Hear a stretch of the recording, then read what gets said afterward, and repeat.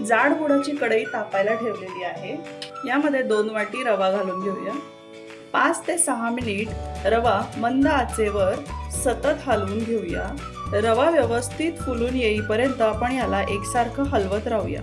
गॅसची फ्लेम मंद आचेवर ठेवली आहे. आपण अर्धी वाटीचे तूप घेतलेलं आहे. यातले 3 ते 4 चमचे तूप आपण रव्यात घालूया. मंद आचेवर याला आपण सतत ढवळत राहूया. जितका मंद आचेवर आपण रवा भाजून घेऊ तितकेच रव्याचे लाडू खायला खूप छान लागतात आणि रवा कच्चा लागत नाही. रव्याचे लाडू करण्यासाठी 20 मिनिट आपण मंद आचेवर रवा भाजून घेऊया आणि लाडू चिकट होत नाही. आणखी 2-3 चमचे तूप आपण यातलं घालून घेऊ. जितका रवा छान भाजला जाणार तेवढा लाडू छान होईल आणि कच्चा राहणार नाही.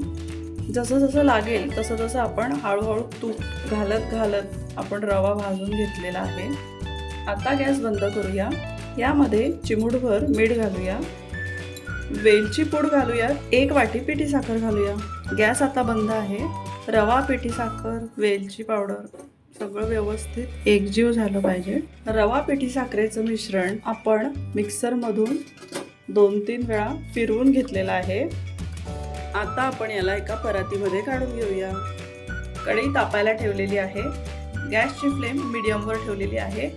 1 चमचा साजूक तूप घालूया.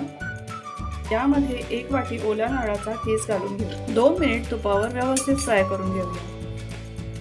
यामध्ये अर्धी वाटी पिठी साखर घालूया आणि